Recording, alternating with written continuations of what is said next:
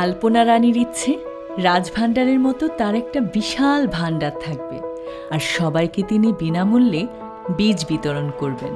দিন দিন দেশি শাকসবজির বীজ হারিয়ে যাচ্ছে, বাড়ছে হাইব্রিডের চাষ। এদিকে বীজের জন্য কোম্পানির উপর নির্ভরতা বাড়ছে। বীজ নষ্ট হয়ে গেলেও অভাবগ্রস্ত কৃষককে ঋণের টাকা ঠিকই শোধ করতে হচ্ছে। আর তাই প্রায় 2 দশক ধরে এক নীরব বীজ বিপ্লবে নেমেছেন আলপনা রানী মিস্ত্রি।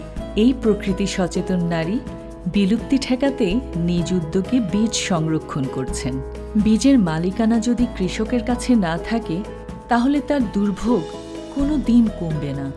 এই ভাবনা থেকে বীজ সংরক্ষণ শুরু করেন তিনি।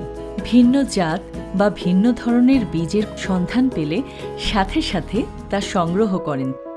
এ পর্যন্ত 250 জাতের শাকসবজি ও ঔষধি গাছের বীজ সংগ্রহ করেছেন আলপনা। দেশীয় শাকসবজির বীজ তৈরি করারও প্রশিক্ষণ দেন তিনি। প্রশিক্ষণ শেষে কৃষানীদের তার ভাণ্ডারের বীজ দেন বিনামূল্যে, আর বলে দেন নতুন কৃষানীরাও বীজ তৈরি করে নিজে ব্যবহার করবেন আর অন্যকে উপহার দেবেন।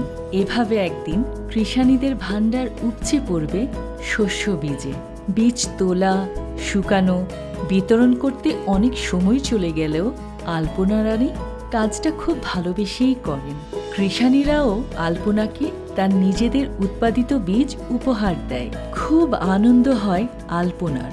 শুধু বীজ নয়, এলাকায় জৈব উপায়ে চাষের আন্দোলনও করছেন আলপনা। ঔষধি গাছ সংরক্ষণ ও অধিক পরিমাণে রোপণে সবাইকে আগ্রহী করতে আলাদা মনোযোগ দিচ্ছেন আলপনা। প্রকৃতি আর মানুষের প্রতি ভালোবাসা থেকে তার যে নিরলস প্রয়াস, দেশীয় বীজের ভাণ্ডার গড়ে তুলতে তার যে নিরন্তর প্রচেষ্টা, তার প্রতি শ্রদ্ধা নিবেদন করে আলপনা রানী মিস্ত্রি এবার গ্রহণ করছেন unsung women nation builders awards 2023। আলপনা রানী মিস্ত্রিকে বিনম্র শ্রদ্ধা।